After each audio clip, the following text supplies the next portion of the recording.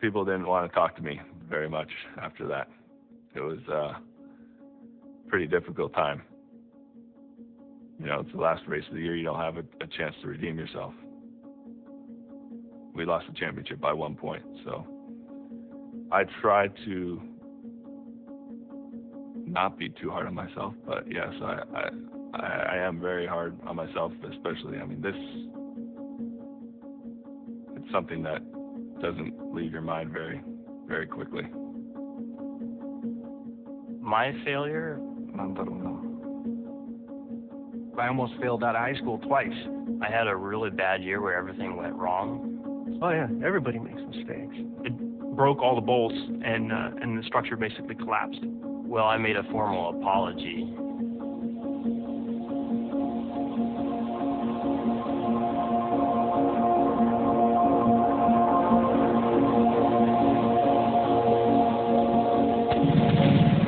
I can remember when I was out at the go-kart track one day, you know, you use a stopwatch and time the lap, and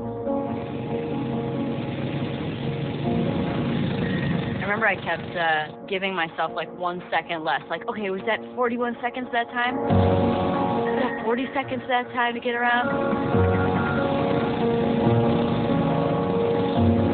I like to be able to see the improvement, and with racing, it's very obvious. You know, I can see the direct result of my effort. We were in Homestead, Florida. This was my first IndyCar race, and there was a crash. I don't remember anything, but the car was on fire, and, you know, my brain was covering up for the fact that this was a bit of a heightened situation, that I shouldn't be aware of what's going on right now, but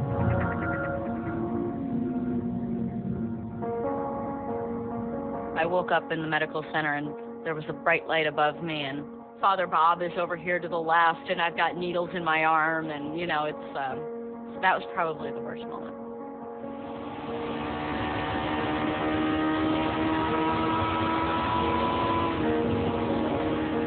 You're driving your car, and you feel frightened a little bit. We bump up against that feeling as much as we can to try and push that limit further and get comfortable there, and then push it again. So, you know, you're constantly on the brink of crashing, because that's the fastest. So much of racing is failure. Failure is a byproduct of pushing the envelope. You push the envelope of performance until things fail.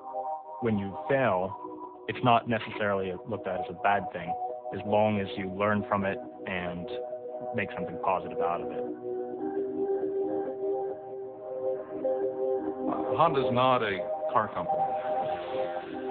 Of course, Honda started as a motorcycle company. More than anything, Honda's an engine company. From the president on down, throughout its history, it's been engineering-oriented. Engineers, for better or worse, always want to change things and advance. これはね、もう全てが本田宗一郎の要求するものが全てそういうことになってます。ですから、まあ100回トライして、99回失敗してもいいんだと。本田宗一郎の考え方そのものが、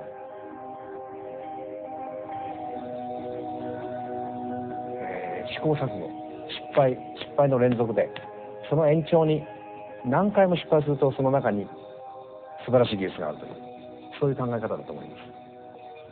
When Honda Performance Development first started racing in '94, the program was a massive failure. We had a lot of engine problems. We had a lot of engine failures. We blew the turbocharger off the engine in several places.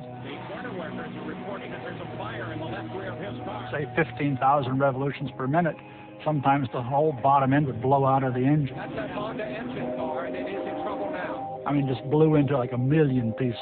Couldn't be more trouble for the Honda engine. In the seat, in like a 5-gallon bucket, was all these engine parts from everything that was blown out of the bottom of the engine. I mean, there was pistons, there was conrods, there were pieces of block and bearings and stuff. And one of the Japanese engineers that was here on assignment was all concerned because he was afraid that there were other pieces of the engine out there on the racetrack that they failed to pick up, and he was all concerned that our competition would learn our know-how,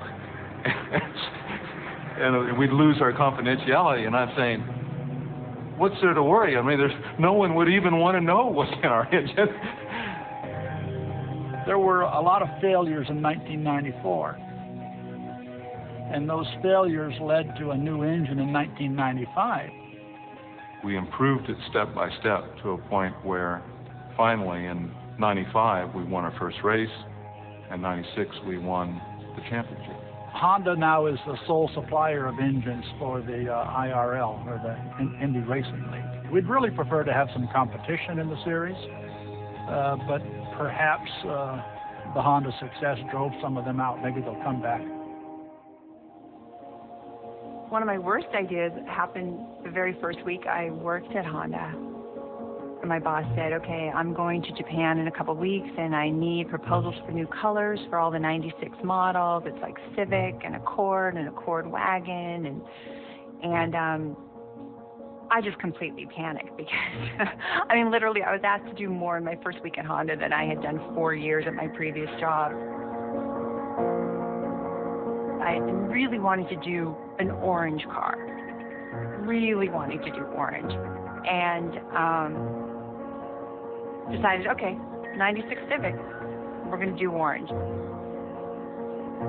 Really without doing my homework completely, I proposed this color.